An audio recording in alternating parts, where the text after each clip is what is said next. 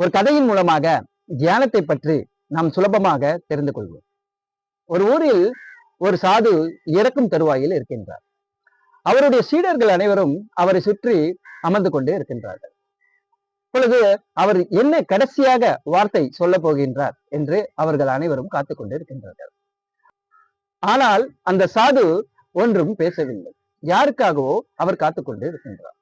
சிறிது நேரத்திற்கு பிறகு அவருக்கு மிகவும் பிடித்த சீடன் ஒருவன் வருகின்றார். அவர் கையில் திராட்சை பழம் கொண்டு வருகின்றார். ஏனென்றால் அந்த சாதுவுக்கு திராட்சை மிகவும் பிடிக்கும். இப்பொழுது அந்த சாது அவற்றை ஒவ்வொன்றாக சாப்பிட தொடங்கிவிட்டார். நேரம் போய்கொண்டே இருப்பதால் மற்ற சீடர்களால் காத்துக்கொண்டே இருக்க முடியவில்லை. அதில் ஒருவன் உடனே எழுகின்றான். குருவே, நீங்கள் இறப்பதற்கு முன்னால் எங்களுக்கு ஏதாவது சொல்ல நினைக்கிறீங்களா என்று கேட்கின்றார். அப்பொழுது முனிவர் சிரித்துக்கொண்டே, இந்த திராட்சை மிகவும் சுவையாக இருக்கின்றது என்றார். அதை கேட்ட சீடர்கள் அனைவரும் குழம்பி போனார்கள். இங்கே நாம் ஒன்றை புரிந்து கொள்ள வேண்டும். அந்த சாது ஒரு பெரிய உண்மையை சொல்லி இருக்கின்றார். இப்போ இருக்கும் இந்த நிமிஷத்தில் வாழணும் என்பதுதான் அது.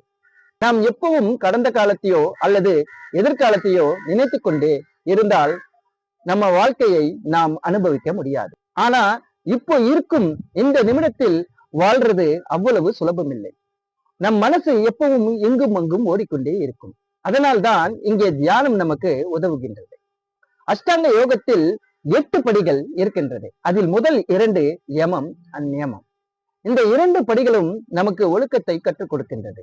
நம்மளுடைய வாழ்க்கையில் ஒரு ஒழுக்கம், உணவில் ஒரு ஒழுக்கம் மற்றும் நம் நினைவுகளிலும் ஒரு ஒழுக்கத்தை கற்றுக் கொடுக்கின்றது. நாம் நம் மனதாலும் யாரையும் பற்றி கெட்டதாக நினைக்க கூடாது. அந்த வகையில் ஒழுக்கத்தை கற்றுக் கொடுக்கின்றது. இந்த மாதிரி நம்மை நாமே சரியாக வைத்துக் கொண்டோம் என்றால் தியானம் நமக்கு சுலபமாக கைகூடும்.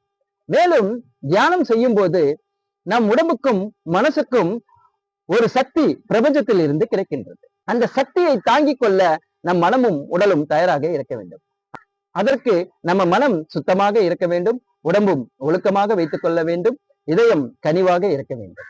அப்பொழுதுதான் நம் உடம்பும் மனமும் உயர் சக்தியை உள்வாங்கிக் கொள்ள தயாராக இருக்கும்.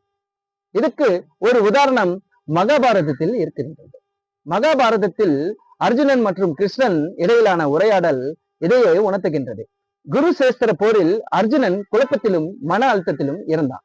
அவன் கடந்த கால உறவுகளையும் எதிர்கால விளைவுகளையும் நினைத்து மனம் தளர்ந்தான். அப்போது கிருஷ்ணன் அவனுக்கு என்ன சொல்கிறார் என்றால், நீ இப்போ இருக்கிற தருணத்தில் உன் கடமையை செய், பலனை பற்றி கவலைப்படாதே என்று. பொதுவாகவே